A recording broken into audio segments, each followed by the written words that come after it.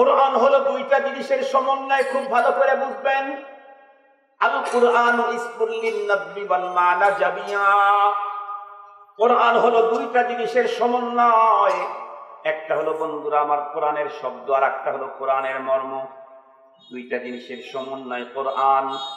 শুধু মর্মকে কমপ্লিট কোরআন না, না শুধু শব্দই কমপ্লিট কোরআন না, না শব্দ এবং মর্ম উভয়টার সমন্বয় হলো কোরআন।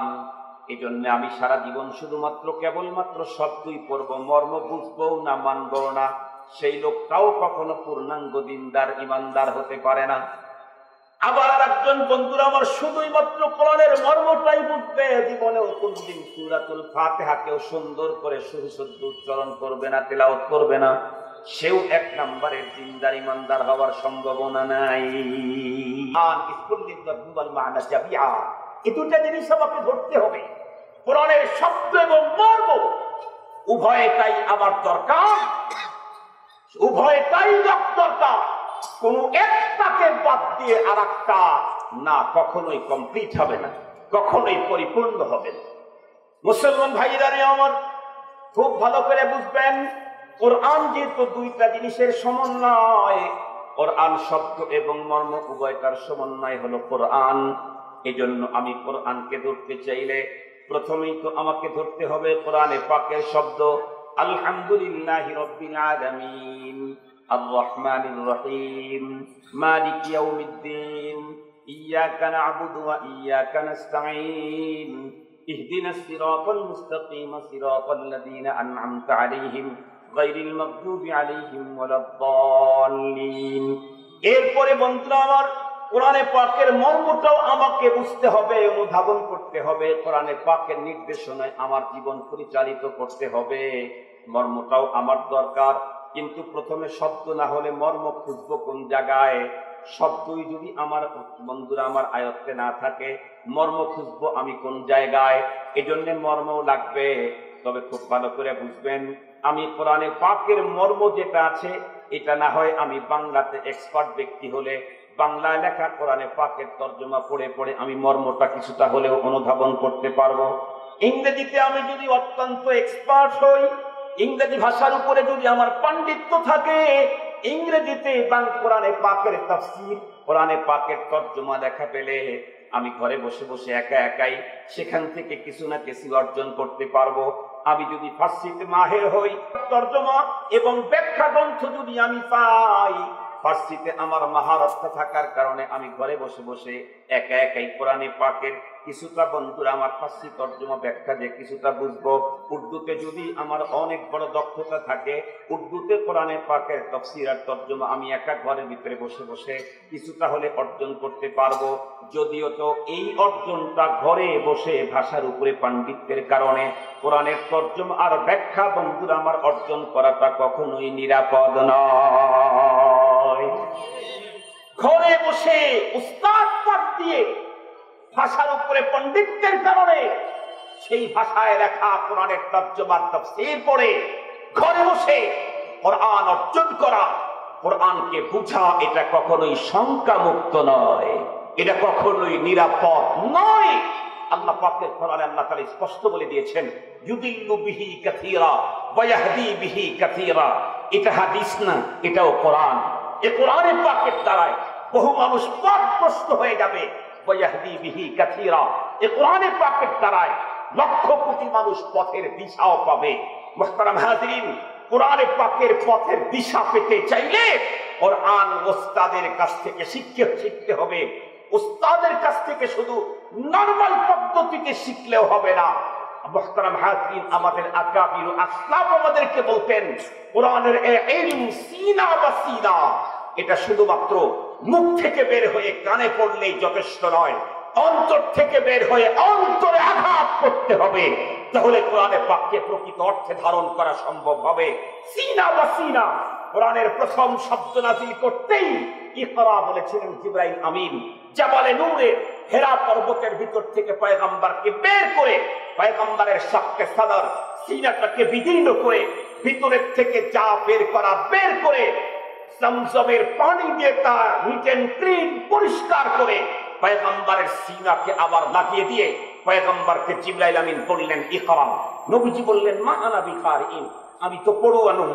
তখন জিবরাইল আমিন পয়গম্বরকে ধরলেন, ফাআখাযানি ফাগাত্তানি হাত্তা বালাগা মিন্নি আল-জুহুদ। নবীজি বলেন আমি যখন বলেছি আমি তো পড়ুয়া নই, আমি কেমনে পড়বো, কি পড়বো? জিবরাইল আমিন আমাকে ধরে এমন জোরে আলিঙ্গন করলেন, মনে হয় যেন আমার জীবনটা বেরিয়ে যাবে। এরপরে সুম্মা আরসালানি, এরপর আমাকে ছেড়ে দিলেন। এরপরে বললেন ইকরা, পড়ুন। নবীজি বলেন মা আনা বিকারিন, আমি তো পড়ুয়া নই, পড়তে জানি না। জিবরাইল আমিন আবার সুম্মা ফাখাদানি ওয়াগাত্তানি হাত্তা বালাগা মিন্নি আল-জুহুদ, এরপরে আবারও জোর করে আমাকে ধরলেন, ছেড়ে দিলেন। তিনবার জিবরাইল আমিন যখন নবীজি বললেন আমি পড়তে জানি না, পড়তে পারি না, জিবরাইল আমিন ধরে ধরে সিনায় টিপ লাগায় তারপরে ছেড়ে দিলেন। এরপরে পয়গম্বর পড়া শুরু করে দিলেন। বোঝা গেল শুধু মুখ থেকে ছুড়ে দিবে, কান দিয়ে শ্রবণ করবেন, এটাও যথেষ্ট নয়, সিনার সাথে সিনা লাগাইতে হবে। সিনা বা সিনা সাহাবতার মাইন্ডে এখতিয়ার করতে হবে, তাহলে কোরআনে পাক আমাকে সিরাতে মুস্তাকিমের পথ দেখাবে। ঘরে বসে বসে আমি ভাষার উপরে পণ্ডিতের কারণে সেই ভাষায় লেখা তাফসীর গ্রন্থ একা একাই পড়তে থাকবো, তাহলে দাল্লা ফাআদাল্লা, তাহলে দাল্লা ফাআদাল্লা, নিজেও পথভ্রষ্ট হবে, হাজার মানুষকে পথের থেকে চ্যুত করে তাদেরকে বিপদগামী করে ফেলবে। হাজারো প্রমাণ পৃথিবীতে আছে, হাজারো প্রমাণ। মুসলমান ভাইরা আমার কথাগুলা দিল দিয়ে বুঝবেন। আমি তো বলতেছিলাম কোরআন তো শুধু শব্দের নাম না, শুধু মরমের নাম না, দুইটা জিনিসের সমন্বয় হলো কোরআন। বিষয়টাকে আরো সুন্দর করে বুঝাবার জন্য দুইটা মেসাল দিলেই বুঝবেন। একজন মানুষ হতে চাইলে দুইটা জিনিস একসঙ্গে থাকতে হয়, একটা হলো বডি আর একটা হলো আত্মা। এই দুইটা একসঙ্গে থাকলে বন্ধুরা আমার তাকে মানুষ বলে। বডি থেকে আত্মাকে পৃথক করা হলে তখন মানুষ না লাশ। শরবতের অস্তিত্ব বন্ধুরা আমার, শরবত করতে চাইলে দুইটা জিনিস একসঙ্গে থাকা লাগে, একটা হলো পানি আর একটা হলো চিনি। এই দুইটা যদি একসঙ্গে থাকে তাহলে তারে শরবত বলে। পানি যদি বন্ধুরা আমার চিনি থেকে পৃথক করা হয়, চিনিকে যদি পানির থেকে পৃথক করেন, পানিকে যদি বন্ধুরা আমার নিয়ে যমুনাতে রাখেন, পদ্মায় রাখেন, আর যদি চিনিটা বন্ধুরা আমার থাকে ওই বন্ধুরা আমার গাইবান্ধার সুগার মিলে, তাহলে জীবনেও কোনোদিন শরবতের অস্তিত্ব হবে না। শরবত হতে চাইলে পানি আর চিনি একসঙ্গে থাকতে হয়। মানুষ এবং বন্ধুরা আমার বডি আর আত্মা ছাড়া যেমন মানুষ হয় না, পানি আর চিনির মিশ্রণ ছাড়া যেমন বন্ধুরা আমার শরবত হয় না, কোরআনে পাকের শব্দ আর মর্মকে পৃথক পৃথক বন্ধুরা আমার করবেন। শুধু মর্মকে কোরআন বলবেন তা হবে না, শুধু শব্দ বলবেন তাও হবে না, দুইটা একসঙ্গে, দুইটার মিশ্রণেই হলো আল্লাহর কোরআন। আল্লাহু আকবার বলেন। এই কথাগুলি আমরা বলি নাই, দিন যত করতেছে আল্লাহর কোরআন থেকে মুসলিম জাতিকে দূরে সরাবার দাম হামরাঙ্গে জমিন সূক্ষ্ম ষড়যন্ত্র বিস্তার করা হচ্ছে। আমার দেশেও এখন বলা হচ্ছে, কিছু কিছু ইসলামিক স্কলারেরা বক্তব্য দিচ্ছে কোরআনের মূল হলো আরবি, কোরআনের মূল অনুধাবন করতে হবে, তা ভাবতে হবে, বুঝতে হবে। সুতরাং তর্জমা ছাড়া কোরআন পড়ে কোনো লাভ নেই। কোরআন না বুঝিয়ে পড়লে কোনো ফায়দা নাই, দেখি তো নাই ফায়দাও নাই। তারা আরো বলতেছে এই কোরআন ধরতে ওযুর দরকার নাই। এই কোরআন ধরতে কিসের দরকার নাই? ওযুর দরকার নাই। এটা ভিন্ন সাবজেক্ট। আল্লাহ পাক তৌফিক দিলে আশেপাশে আরো আসা হবে, আমি বলবো ইনশাআল্লাহ। আমি আপনাদেরকে ইনশাআল্লাহ ব্যাপারে আপনাদেরকে সতর্ক করে দেব ইনশাআল্লাহ। আজকে আমি যে কথাগুলো বলতে চাচ্ছি সেটা অল্প সময়ের মধ্যেই শেষ করে দেব। মুহতারাম হাজিরিন, তো যে কথা বলতেছিলাম দুইটা মিলেই কোরআন, আল কোরআন ইসমুল লিন-নাজমি ওয়াল মা'না জামিআ। মর্মটা না হয় আপনি ঘরের ভিতরে বসে বসে কিছুটা হলেও অনুধাবন করলেন, কিন্তু আমি জিজ্ঞাসা করতে চাই কোরআনে পাকের শব্দ তিলাওয়াত, এটা কি ঘরে বসে যে কোনো ভাষার উপরে পাণ্ডিত্য অর্জন করলেই কোরআন কি সহি শুদ্ধ তেলাওয়াত করা সম্ভব? আর একটু জোরে বলেন। কোরআনের শব্দ ধরতে চাইলে, কোরআনের প্রথম গেট দিয়ে কোরআনকে স্টাস করতে চাইলে, মাস করতে চাইলে, এখানে অবশ্যই আপনার জন্য আলেম লাগবে, কারি লাগবে, হাফেজ লাগবে। দুনিয়ার যত বড় ভাষাবিদই হোক না কেন, দুনিয়ার যত বড় কবি আর সাহিত্যিকই হোক না কেন, দুনিয়ার যত বড় গবেষক আর পণ্ডিতই হোক না কেন, জীবনেও কোনোদিন কোরআনুল কারীমের শব্দগুলাকে তারতিলের সাথে পড়তে চাইলে ওস্তাদ ছাড়া জীবনেও কোনোদিন সম্ভব না। কোরআন তো অন্য কোনো গ্রন্থের মতো না যে যেমন খুশি তেমন পড়লেই হবে।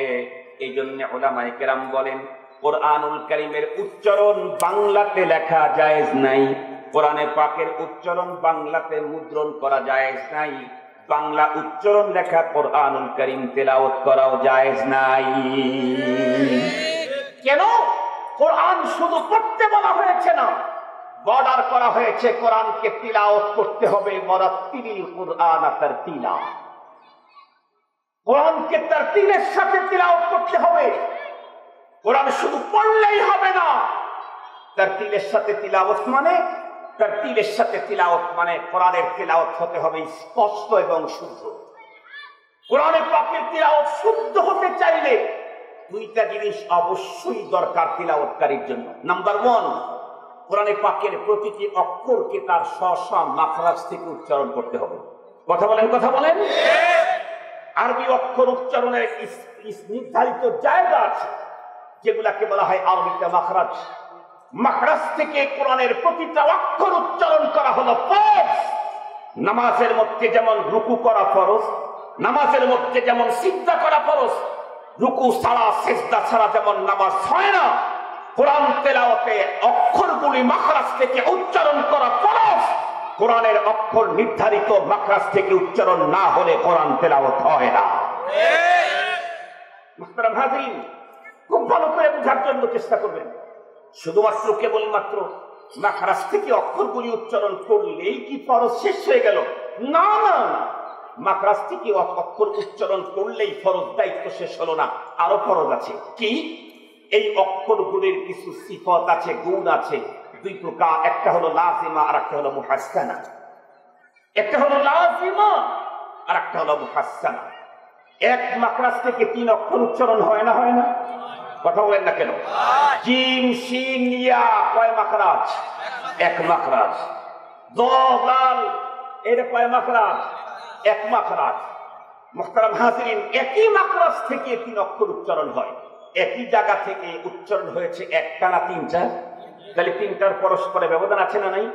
মাখরাজের দিক থেকে 1, তারপরেও 3টাকে 3 করতে চাইলে ও সিফতে লাজিমার কারণে 3টা 3 হবে, নাইলে মাখরাজের দিক থেকে 1, সিফতের কারণে এটা ভিন্ন হবে। এই জন্য সিফতে লাজিমাও আমাকে জানতে হবে এবং সেটা মেনেই আমাকে কোরআন তেলাওয়াত করতে হবে।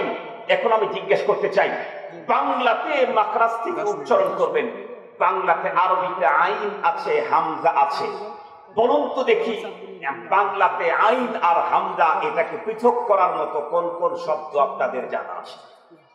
কথা বলেন না কেন? আরবিতে ছোট হা আছে এবং বড় হা আছে, বলুন তো দেখি বাংলাতে ছোট হা আর বড় হা উচ্চারণ করার মতো কোন শব্দ আপনাদের কাছে আছে? মুসলমান ভাইরা আমার, বাংলাতে আরবিতে সিন আছে, সদ আছে, সা আছে। কয়টা বললাম? সিন আছে, সদ আছে, সা আছে। আমি জিজ্ঞেস করতে চাই, এইগুলি উচ্চারণ হুবহু জায়গা থেকে উচ্চারণ করার মতো বাংলাতে কোন অক্ষর আছে? এই জন্য বাংলাতে কোরআনুল কারীমের উচ্চারণ লিখলে নিঃসন্দেহে তা 100% ভুল হবে। শুধু ভুল হবে এমনটি না, বরং আমি তো বলেছি নামাজের ভিতরে যদি সুন্নত ভুল হয় তাহলে সৌসেজদা দেওয়া লাগে না, নেকি একটু কম হয়। কিন্তু নামাজের ভিতরে যদি ওয়াজিব ভুল হয় তাহলে সৌসেজদা ছাড়া নামাজ কখনোই হয় না। আর যদি নামাজের ভিতরে ফরজটাই ভুল হয় তাহলে কিয়ামত পর্যন্ত সৌসেজদা দিয়েও নামাজ কমপ্লিট করা যায় না। কথা বলেন, কথা বলেন। আপনার ভুলটা কোন মানের? কোরআন শরীফ তেলাওয়াত করতেছেন, কোন মানের ভুল করলেন? আঙ্গুল কাটাও কাটা, গলা কাটাও কাটা। কথা বলেন না কেন? আঙ্গুল কাটাও কাটা, গলা কাটাও কাটা। একজন মানুষ আরেকজনের আঙ্গুল কেটে দিয়েছে, তার যে অপরাধ, আরেকজনের গলাকে কেটে দিয়েছে, সমান অপরাধ।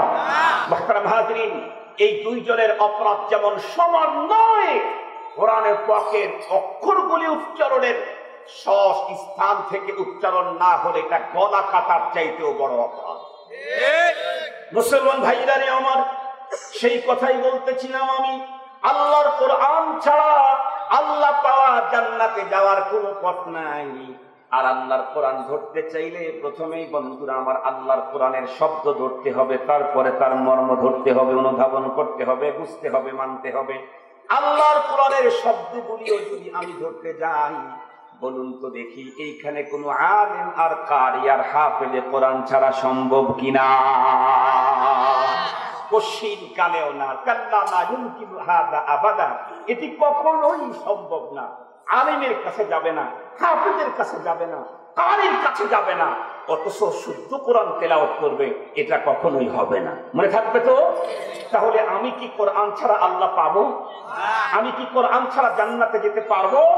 আমি তো যেতে চাই কোথায়? কথা বলেন, আমরা যেতে চাই কোথায়? তাহলে জান্নাতে যেতে চাইলে কোরআন লাগবেই লাগবে। কোরআন আমি পাইতে চাইলে আলেম লাগবেই লাগবে। কথা বলেন, কথা বলেন।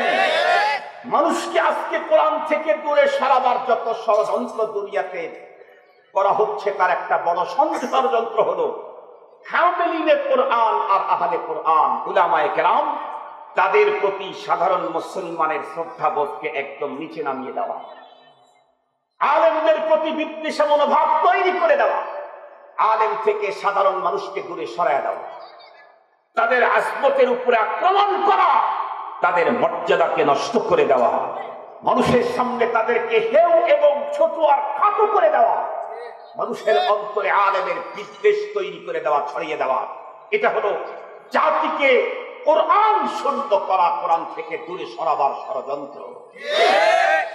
আমার কথা যদি আপনাদের বুঝে না আসে, এতটুকু তো বুঝাইতে সক্ষম হয়েছি মনে হয়। আল্লাহর কোরআন ধরতে চাইলে শব্দ ধরতে হবে, মর্ম ধরতে হবে। কথা বলেন না কেন? এই দুটা ছাড়া তো কোরআন ধরা হলো না। শব্দ ধরতে চাইলে যেটা প্রথম দরকারে পাস, সেটা ধরতে চাইলেই আলেম ছাড়া, কারি ছাড়া, হাফেজ ছাড়া হবে না। এখন আলেমের প্রতি আমার ঘৃণা, আলেমকে দেখলে আমার মাথা জ্বলে, তাহলে অবস্থাটা কি হবে? একটা মিসাল দিলে ভালো বুঝবেন। ধরে নেন, আল্লাহ না করুক, আল্লাহ না করুক, আল্লাহ না করুক, এই ছোট জীবনে 2 বার অপারেশন করেছি, আরো নতুন করে অপারেশন করতে চাই না আল্লাহ পাকের কাছে। 2 বারই আমার এই হায়াতে 2 বার অপারেশন হয়েছে আমার শরীরে।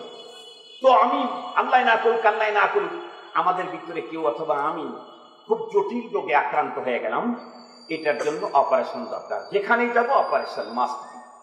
অপারেশন না হয় আর রোগটা যদি নর্মালি কোনো পেটের ব্যথা ব্যথা হইতো, তাহলে কিন্তু ডাক্তার ছাড়াও প্রেসক্রিপশন সম্ভব ছিল। যেমন আল্লাহ না করুক কোনো মাহফিলে যাওয়ার পরে হঠাৎ পেটে ব্যথা শুরু হলে যদি একটু মুসরামুসরি করা যায়, তাহলে দেখবেন মাহফিল মাদ্রাসার মোহতাম সাহেব বলবে, হুজুর সমস্যা, হ্যাঁ একটু পেটে ব্যথা ব্যথা অনুভব হচ্ছে, তো উনি প্রেসক্রিপশন করে দেবেন, হুজুর তাহলে আমার মনে হয় একটা সেকলো খেলে ঠিক হয়ে যাবে।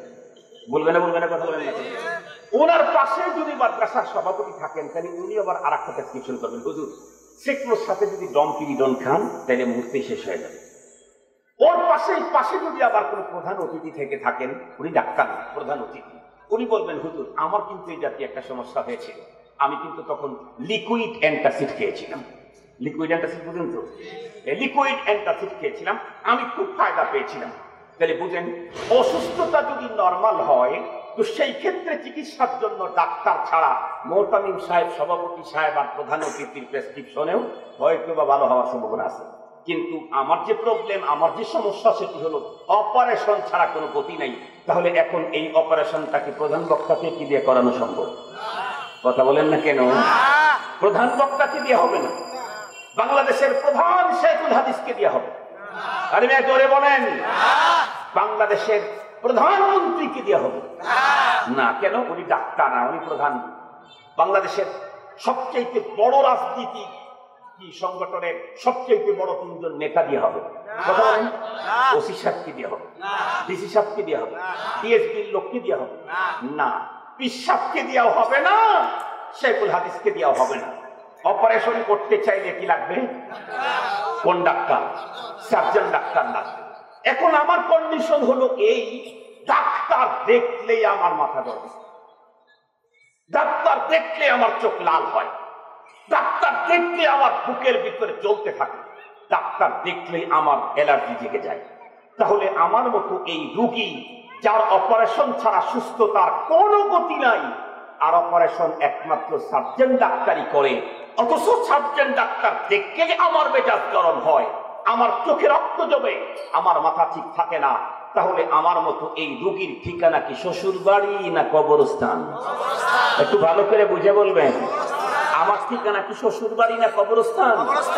মুহতারাম হাজিরিন, যেই রোগীর জন্য সার্জন ডাক্তার ছাড়া অপারেশনের কোনো উপায় নাই, সেই রোগী যদি ডাক্তার দেখলেই তার চোখ গরম হয়, চোখে যদি রক্ত আসে, মাথা যদি গরম হয়, ওই রোগীর ঠিকানা যেমন কবরস্থান। আল্লাহর কোরআন ছাড়া আল্লাহ পাওয়ার কোনো পথ নাই, আল্লাহর কোরআন ছাড়া জান্নাতে যাওয়ার কোনো পথ নাই। আল্লাহর কোরআন ধরতে চাইলে আলেম কারি হাফেজ ছাড়া আল্লাহর কোরআন ধরার কোনো উপায় নাই। এখন আল্লাহর আলেম দেখলেই যদি আমার মাথা গরম হয়, হাফেজ দেখলেই যদি আমার চোখে রক্ত ওঠে, কারিকে দেখলেই যদি আমার চুলকানি শুরু হয়, এই মুসলমানের জন্যও কখনো জান্নাতে যাওয়ার কোনো সুযোগ না। ওর জন্য গোমরাহি, ওর জন্য পথভ্রষ্টতা নিশ্চিত, ওর জন্য গোমরাহি নিশ্চিত। মুসলমান ভাইরা আমার ভালো করে বুঝবেন, পৃথিবীর কোন গ্রান্ড মুফতির ফতুয়া আমি এখন বলবো না, এখন ফতুয়া বলবো এমন একজন মুফতির, যেই মুফতির ফতুয়াকে অগ্রিম সত্যায়িত করেছেন স্বয়ং আসমান জমিনের মালিক মহান আল্লাহ। পৃথিবীর কোন গ্রান্ড মুফতির ফতুয়া বলতেছি না, এমন একজন মুফতির ফতুয়া বলবো এখন, যেই মুফতির ফতুয়াগুলিকে অগ্রিম সত্যায়িত করেছেন আসমান জমিনের মালিক আল্লাহ। সেই মুফতি হলেন জনাবে মুহাম্মদুর রাসূলুল্লাহ সাল্লাল্লাহু আলাইহি ওয়াসাল্লাম। আল্লাহ পাক সত্যায়িত করলেন, পয়গম্বরের ফতোয়া কি বললেন? মা ইয়ানতিকু আনিল হাওয়া ইন হুয়া ইল্লা ওয়াহয়ুহা। মৌলভী হরগিজ না গুফতে তা না গুফতে মৌলানা, মৌলানা হরগিজ না গুফতে তা না গুফতে মুস্তাফা, মুস্তাফা হরগিজ না গুফতে তা না গুফতে জিবরাইল, জিবরাইল হরগিজ না গুফতে তা না গুফতে রব্বুল জলিল। আল্লাহ পাক নিজেই জানায় দিলেন, এই পৃথিবীর মানুষ, মা ইয়ানতিকু আনিল হাওয়া, আমার রাসূল ধর্মে যত ফতোয়া দিয়েছেন, যত কথা বলেছেন, যত বক্তব্য দিয়েছেন, একটাও আমার রাসূলের না। যা বলেছেন ইন হুয়া ইল্লা ওয়াহয়ুন, যা বলেছেন সবগুলি আমি আল্লাহ পাকের ওহী। সেই রাসূলের ফতোয়া হলো রুব্বা কারিন ইয়াকরাউল কুরআন ওয়াল কুরআন ইয়ালআনুহু। সেই মহানবীর ফতোয়া হলো রুব্বা কারিন ইয়াকরাউল কুরআন ওয়াল কুরআন ইয়ালআনুহু। বহু কোরআনের পাঠক এমন আছে যারা কোরআন তেলাওয়াত করে আল্লাহ পাকের কাছে সওয়াবের আশায়, কবরে কোরআন তার সাথী হবে, পাহারাদার হবে সেই আশায়, কোরআন পরে আল্লাহর আদালতে তার পক্ষে সাফাই গাবে তার আশায়। কিন্তু ওয়াল কুরআন ইয়ালআনুহু, কোরআনকে যথাযথ তিলাওয়াত গান উল্টা তার উপরে অভিশাপ করতে থাকে। কোরআন পড়লেই নাকি না না, ওরাতিলিল কোরআন তারতিলা, তারতিলের সাথে পড়লে নাকি, কোরআন ধরলেই নাকি না না, মুহাব্বত আর আযমতের সাথে ধরলে নাকি, কোরআন ধরলে কাজ করলেই নাকি না না, কোরআনকে আযমত মুহাব্বতে ইতিকাদের সাথে মাস করলে নাকি, কাজ করলে নাকি, ধরলে নাকি, ছুঁলে নাকি, তাকাইলেও নাকি। কোরআনে পাকের দিকে আযমত মুহাব্বত ইতিকাদের সাথে যদি তাকায় তো নেকি। আলহামদুলিল্লাহ, এই অঞ্চলের মুসলমান সবাইকে আত্মস্থ করতে চাই একটা বিষয়, তাদের অন্তরকে আমি তৃপ্তি দিতে চাই একটা বিষয়, এবং চ্যালেঞ্জ করে তামাম দেশের সকল জনগণকেই জানাইতে চাই একটা বিষয়। এদেশের সম্পদ জাতীয়ভাবে, রাষ্ট্রীয়ভাবে, সামাজিকভাবে, ব্যক্তিগতভাবে অনেক সেক্টরে ব্যয় হচ্ছে। শিক্ষা, দীক্ষা, এরপরে কি বলে বিভিন্ন কাজকর্ম, অনেক সেক্টরে অনেক বিষয়ে টাকা ব্যয় হচ্ছে। আমি তো চ্যালেঞ্জ করে বলতে পারি অনেক সেক্টরে অনেক সফলতা আছে, কিন্তু 2% বেশি হলেও সফলতা আছে হলো এদেশের সরকারের, জনগণের যে টাকাটা কওমি অঙ্গনে ব্যয় হয়, এখানে 2% হলেও বেশি সফলতা। যদি বলেন কেমনি, তাহলে আমি চ্যালেঞ্জ করলাম, আপনাদের বাংলাদেশের একটা সেক্টর আপনারা দেখান, যেই সেক্টর থেকে বাংলাদেশ স্বাধীন হওয়ার পরে 10 বছর পর্যন্ত তাম বিশ্বের ভিতরে সেই সেক্টরে নাম্বার 1 হয়েছে, একটা দেখান নেই। আমাকে যদি জিজ্ঞেস করেন তাহলে তো আমি আজকেও দেখাইতে পারবো, গত বছরটাও দেখাইতে পারবো, 10-12 বছর আগেরটাও দেখাইতে পারবো। আমাদের কওমি অঙ্গনে যে কাজগুলি করা হয় তার ভিতরে একটা হলো কোরআনে পাকের শুদ্ধ তিলাওয়াত, কোরআনে পাককে আত্মস্থ করা, হিফজুল কোরআন, কোরআনে পাকের গভীর জ্ঞান চর্চা করা। মুহতারাম হাজিরিন, এই তিনটা সাবজেক্টে বর্তমান পৃথিবীর ভিতরে নাম্বার 1 দের তালিকায় বাংলাদেশের কওমি উলামায়ে কেরাম। যেমন আপনারা শুনেছেন, দেখেছেন বহুবার, তাম পৃথিবী, এমনকি যেই রাষ্ট্রে আল্লাহর কোরআন নাযিল হয়েছে মক্কা মদিনা, যেই জমিনে জিবরাইল আমিন কোরআন প্রথম নাযিল নিয়ে আসতেন, কোরআনে পাকের প্রথম মুখাতাব হলো আরবের মানুষ, সাহাবায়ে কেরাম। তাদের উপস্থিতিতে তাদের সামনে কোরআন নাযিল হয়েছে। সেই জমিনে তাম দেশ দুনিয়া থেকে 80, 90, 100, 117, 120টা রাষ্ট্রের সম্মিলিত হিফজুল কোরআন প্রতিযোগিতায় আলহামদুলিল্লাহ আলহামদুলিল্লাহ এই বছর সহ অতীতের বছরগুলোতেও নাম্বার 1 হয়েছে কওমি অঙ্গনের এই ছেলেরা। আল্লাহু আকবার বলেন, আল্লাহু আকবার বলেন। আপনারা কোন সেক্টরে আছেন? কোন সেক্টরে আছেন? 10 বছর ধারাবাহিক বিশ্ব চ্যাম্পিয়ন হওয়ার ইতিহাস দেখান। পারবেন না, পারবেন না। কওমি ওলামারা দেখা দিয়েছে আলহামদুলিল্লাহ। শুধুমাত্র কেবলমাত্র হিফজুল কোরআন প্রতিযোগিতাতেই বিশ্বের ভিতরে চ্যাম্পিয়নশিপ নিয়েছে বাংলাদেশ, এমনটি না। আপনারা হয়তো জানেন, উনজিলাতিল কুরআন আলা সাবআতি আহরুফ। আমরা বাংলাদেশের বাঙালি মুসলমান আল্লাহর কোরআন পড়ি এক কেরাতে, সেটি হলো কেরাতে হাফস। এই আল্লাহর কোরআনকে আরো বন্ধুরা আমার 6-7 পদ্ধতিতে পড়া যায়। এভাবেই আল্লাহ পাক রব্বুল আলামিন নাযিল করেছেন। যত পদ্ধতিতে আল্লাহর কোরআন পড়া যায়, সব পদ্ধতিতে বন্ধুরা আমার শুদ্ধ তেলাওয়াত যারা করতে পারে তাদেরকে মূলত কারি বলা হয়।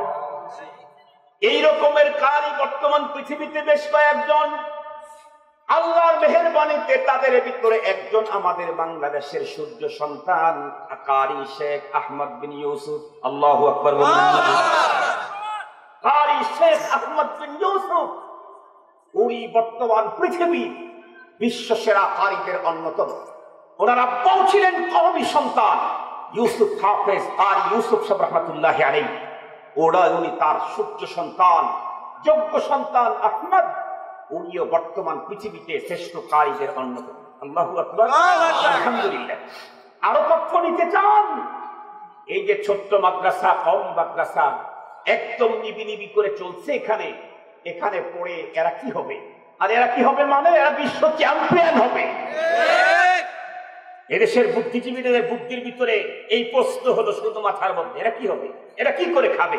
এরা বিশ্ব চ্যাম্পিয়ন হবে। তুমি যেই চেয়ারে জীবনে যাইতেই পারবা না, দেখতেই পারবা না, সেই গ্যালারিতে তুমি ঢুকতেই পারবা না, সেখানে এরা ফার্স্ট হবে। এরা কি হবে? আপনার শুনলে অবাক হবেন। আরব আমিরাতে এই তো রিসেন্ট একটা বই মেলা, বিশ্বমানের ইসলামিক লেখকদের, স্কলারদের বই কিতাবাদি সেখানে বন্ধুরা আমার চলতেছিল।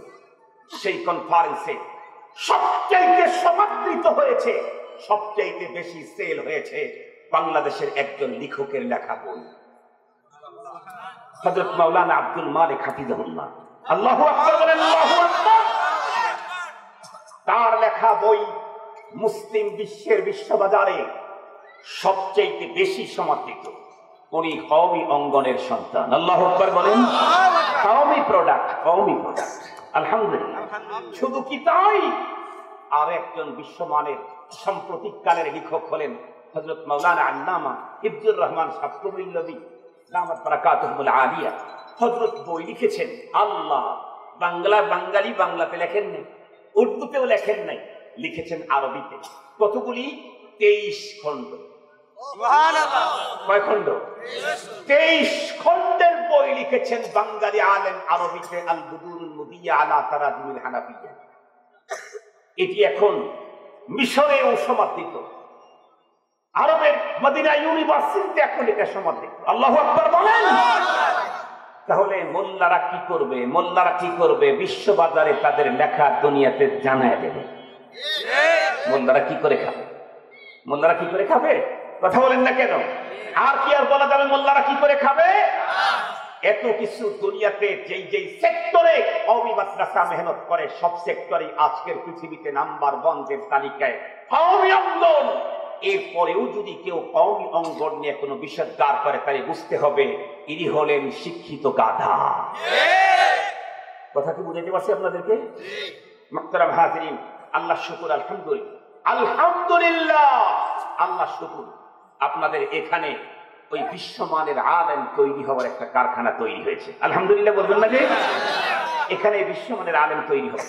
আমার একটা কথা মনে পড়ে, বাংলাদেশের বর্তমান যারা ক্ষমতায় আছেন, আওয়ামী লীগের প্রেসিডিয়াম সদস্য অন্যতম একজন প্রবীণ সদস্য হলেন তুফাইল সাহেব। আমি তুফাইল সাহেবের গ্রামের বাড়িতে গিয়েছিলাম, ওনার ঘরে দাওয়াত খেয়েছি। ওনার ভাতিজা এখন এমপি, আগে ছিল মেয়র, আলিয়াজম মুকুল। তো আমি সেখানে যাওয়ার পরে তার ফ্যামিলির কাছ থেকে তুফাইল সাহেবের লাইফ হিস্টোরি কিছু শুনেছি।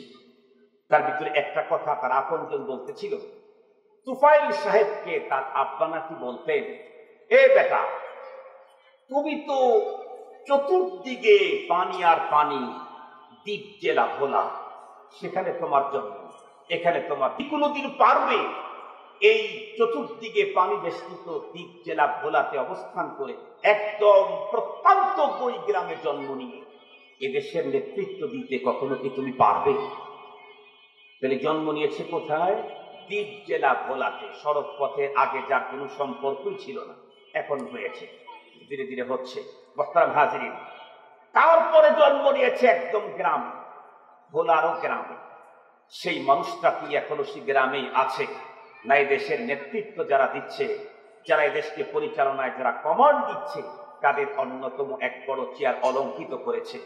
তোরে যদি দ্বীপ জেলা ভোলাতে গ্রামে জন্মগ্রহণ করে দেশ পরিচালনার কমান্ডার যারা হয়, তাদের সিরিয়ালে যদি উনি আসতে পারেন, বঙ্গবন্ধু ওই গোপালগঞ্জে সেই গ্রামের ভিতরে জন্ম নিয়ে সে যদি একটা রাষ্ট্রের স্বপ্নদ্রষ্টা হতে পারেন, উনি যদি রাষ্ট্রের স্থপতি হতে পারেন, তাহলে বিবরণী দারুল উলুম ইসলামিয়া মাদ্রাসার আজকের ছোট্ট ছেলেটা আগামী দিনে আল্লামা তকি ওসমানী হওয়ার যোগ্যতা অর্জন করতে পারে কিনা নিশ্চিত করেন? নিশ্চিত করেন।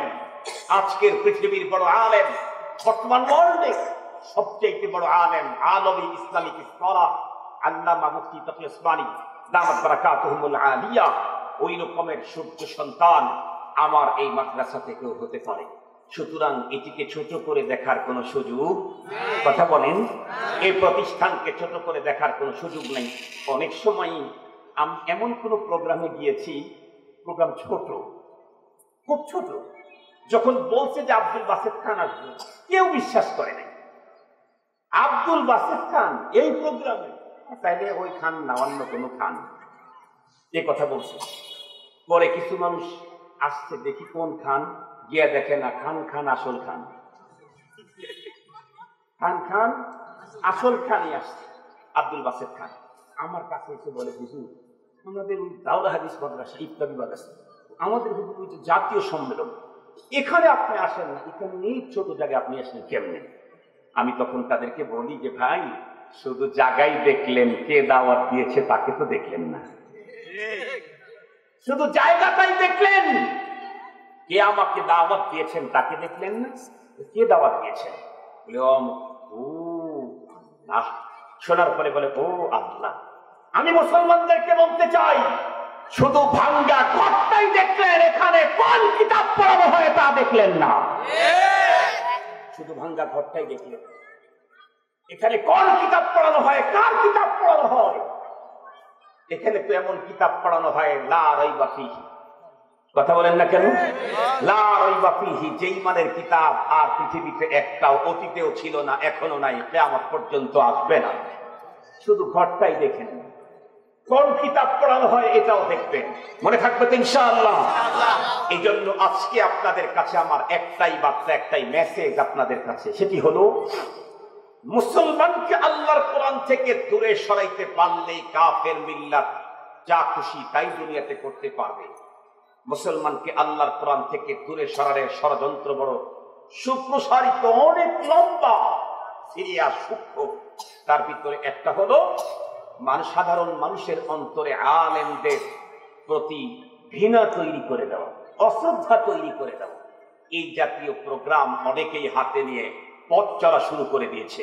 তবে নিশ্চিতভাবে বলতে চাই, আল্লাহ পাক কোরআন নাজিল করে বলেছেন হেফাজতের দায়িত্ব আমি নিলাম, আর এই কোরআনকে বিস্তৃত ঘটানোর, দুনিয়ার মানুষের কাছে পৌঁছে দেওয়ার দায়িত্ব তার রসুলকে দিয়ে রসুলকে বললেন আপনার জীবনকে রক্ষা করার দায়িত্ব আমি নিলাম। আল্লাহু আকবার বলেন।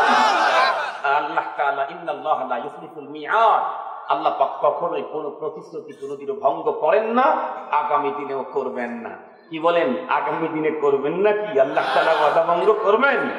নিশ্চিত থাকেন, इंसान हजारों कोशिश से कुछ भी नहीं कर सकता है, आखिर वही हो जाता है जो मंजूर खुदा होता है। दुश्मन टेकुना जो मेहरबान बादशाह दोस्त। এজন্য আসুন, আমি আল্লাহকে পেতে চাইলে, জান্নাতে যেতে চাইলে কোরআনের বিকল্প নাই। আর কোরআনকে ধরতে চাইলে মর্ম আর ব্যাখ্যা ঘরে বসে পাণ্ডিত্যের কারণে, ভাষা পাণ্ডিত্যের কারণে কিছুটা অর্জন করার সুযোগ থাকলেও আল্লাহর কোরআনের তিলাওয়াত শুদ্ধ করে শেখা আলেম ছাড়া, কারি ছাড়া, হাফেজ ছাড়া কোনোদিন সম্ভব না। সুতরাং তাদের প্রতি বিদ্বেষপূর্ণ মনোভাব তৈরি করে আমি আমার আখিরাতকে নষ্ট করতে চাই না। রাজি আছি ইনশাআল্লাহ। আলেমের প্রতি মহব্বত, আলেমের প্রতি আজমত, আলেমের প্রতি ভালোবাসা, ভক্তি, শ্রদ্ধা যার যেই পরিমাণে বাড়বে, আল্লাহ পাক ওই আলেমের দ্বারায় তাকে সেই পরিমাণে আল্লাহ তাআলা তাকে উপকৃত হওয়ার তৌফিক দান করবেন। আল্লাহ পাকের কোরআনে আল্লাহ তাআলা বলেন, দুনিয়ার মানুষ আলেমের বিরুদ্ধে যতই বিশুদ্ধার করুক না কেন, আসমানের মালিক আলেম সম্পর্কে কি বলেন? আল্লাহ তাআলা বলেন ইন্নামা ইয়াখশাল্লাহা মিন ইবাদিহিল উলামা। আল্লাহু আকবার। আল্লাহ পাক বলেন আমার যত বান্দা দুনিয়াতে আছে তার মধ্যে আমাকে যথাযথ ভয় এটা আলেমরাই করে। আল্লাহু আকবার বললেন যে আল্লাহ পাক আলেম সম্পর্কে আরো কি বলেন? দুনিয়ার মানুষ একটা বলেন, আল্লাহ কি বলেন? আল্লাহ বলেন ইয়ারফাইল্লাহুল্লাযীনা আমানু মিনকুম ওয়াল্লাযীনা উতুল ইলমা দারাজাত। আল্লাহ তাআলা বলেন সকল মানুষের মধ্যে যারা ঈমানদার তাদের মর্যাদা অনেক উঁচু। তবে ঈমানদার তোমরা মনে রেখো, তোমাদের ভিতরে কিছু ভিআইপি পার্সন আছে আমার। তারা কারা? আল্লাহ বলেন যারা উলামায়ে কেরাম, তারা হলো আমার ভিআইপি। সুবহানাল্লাহ বললেন না যে? আল্লাহ বললেন ভিআইপি। আর অন্য মানুষ তার বিরুদ্ধে বিষোদ্গার করলে দুশ্মন চেয়ে কুনাচ্ছু মেহেরবান বাদশাহ কিছুই হবে না, ক্ষতি হবে তার যে আলেমের বিরুদ্ধে বিষোদ্গার করবে। আল্লাহ পাক আমাদের কথা বুঝা, তিনি প্রতিষ্ঠানের মূল্য বুঝা, প্রতিষ্ঠানের যারা এখানে পড়ে আর পড়ায় তাদের কদর করার তৌফিক দান করুক। ওয়া আখিরু দাওয়ানা আলহামদুলিল্লাহি রাব্বিল আলামিন। আসসালামু আলাইকুম ওয়া রাহমাতুল্লাহি ওয়া বারাকাতুহু।